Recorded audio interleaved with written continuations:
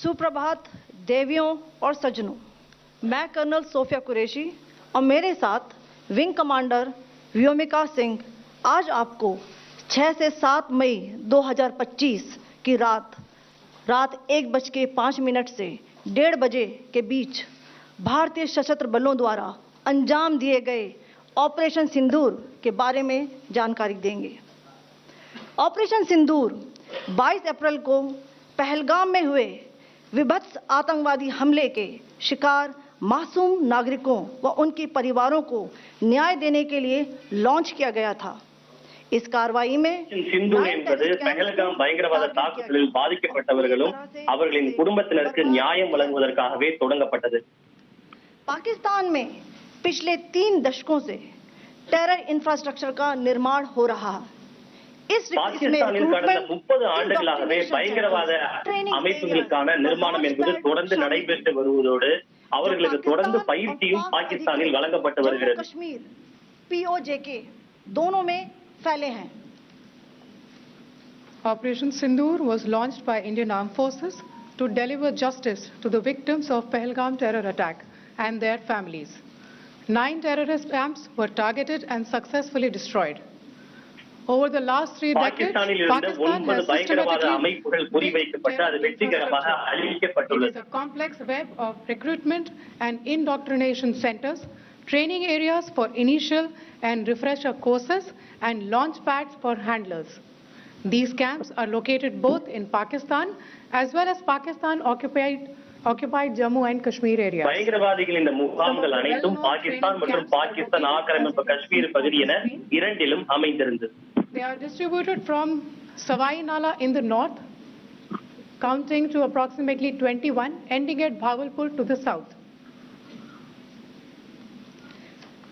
इन लक्ष्यों का चयन विश्वसनीय इंटेलिजेंस सूचनाओं के आधार पर हुआ ताकि आतंक गतिविधियों की रीढ़ तोड़ी जा सके और यह खास ध्यान दिया गया कि निर्दोष नागरिकों और सिविलियन इंस्टॉलेशन को नुकसान न पहुंचे। The selection of these targets for Operation Sindoor was based on credible intelligence inputs and role of these facilities in perpetrating the terror activities. The locations were so selected to avoid damage to civilian infrastructures and loss of any civilian lives. This was done with due diligence, and the camps selected for targeting and their engagement will now be shown to you one by one. POJK के target मैं आपको बताना चाहूंगी। सबसे पहले सवाई नाला camp Muzaffarabad, जो कि मुजफ्फराबाद उள்ள सफाई नाला कैंप पूरी வைக்கப்பட்டது। यह एक लश्कर-ए तौयबा का ट्रेनिंग सेंटर था। இது லஷ்கர் இ तैयबा அமைப்பினுடைய பயிற்சி மையமாகும்। 24 अक्टूबर 24 गुलमर्ग, 22 अप्रैल 2025 पहलगाम, इन हमलों के आतंकियों ने यहीं से प्रशिक्षण लिया था। सैयदना बिलाल कैंप मुजफ्फराबाद, यह एक जैश मोहम्मद का स्टेजिंग एरिया है। முசாஃபராபாத்தில் இருக்கக்கூடிய ஜெய்ஷ் இ முகமது இயக்கத்தினுடைய பயங்கரவாத பயிற்சி முகாம்। गुलपुर कैंप कोटली, यह LOC से 30 किलोमीटर दूर था। लश्कर-ए तौयबा का எல்லை கட்டுப்பாட்டு கோடு பகுதியிலிருந்து சுமார் 30 கிலோமீட்டர் தொலைவில் இது அமைந்திருக்கிறது। 20 अप्रैल 2023 को पुंछ में और 9 जून 2024 को तीर्थ यात्रियों के बस हमले में यहीं से आतंकी को ट्रेन किया गया था।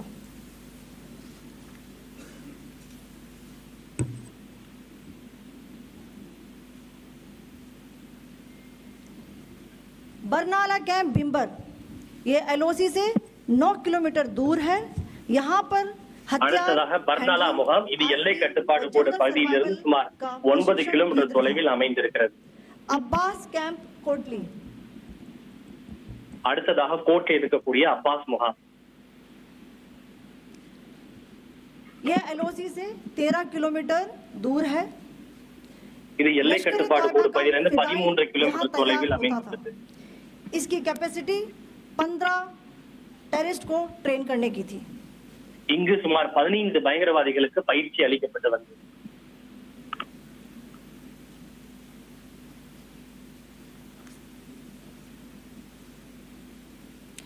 अब मैं அந்த முகாமும் தாக்குதலில் அளிக்கப்பட்டுள்ளது. टारगेट से अवगत कराना चाहूंगी.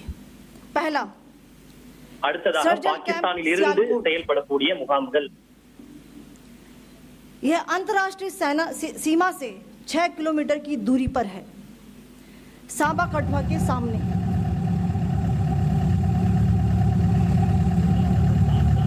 பகுதியில் இருக்கக்கூடிய பயங்கரவாத முகாம். मार्च 2025 में जम्मू एंड कश्मीर पुलिस के 4 जवानों को की जो हत्या की गई थी, उन आतंकवादियों को इसी जगह पर ट्रेन किया गया था.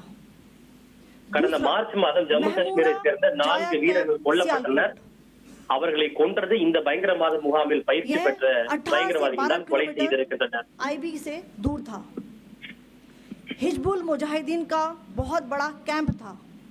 ये कठुआ जम्मू क्षेत्र में आतंक फैलाने का नियंत्रण केंद्र था. पठानकोट एयरफोर्स बेस पर किया गया हमला भी इसी कैंप से प्लान और डायरेक्ट किया गया था. அடுத்ததாக மெஹ்மூனா பகுதியில் செயல்படக்கூடிய பயங்கரவாத முகாம் என்பதுதான் இங்கிருந்துதான் பகல்கோட்டில் தாக்குதல் நடத்துவதற்கான பயிற்சி அளிக்கப்பட்டது. दूरी पर है. 2008 के मुंबई हमले के आतंकी भी यहीं से प्रशिक्षित हुए थे. अजमल कसब व डेविड हेडली भी यहाँ ट्रेन हुए थे. அடுத்ததாக மார்க்கஸ் தைபா பகுதியில் இருக்கக்கூடிய பயங்கரவாத முகாம், மும்பையில் நடைபெற்ற பயங்கரவாத தாக்குதலுக்கான பயிற்சி இங்கிருந்துதான் அளிக்கப்பட்டது.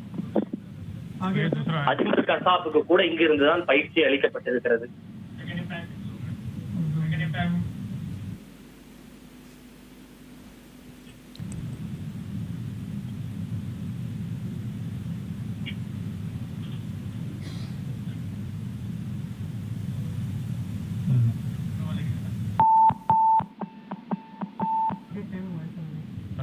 enclosure same ही है.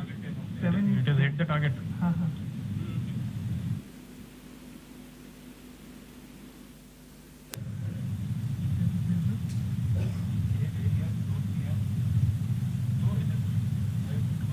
तीसरा आ गया sir. Impact. Okay. Take one. This is towards the left लग रहा है.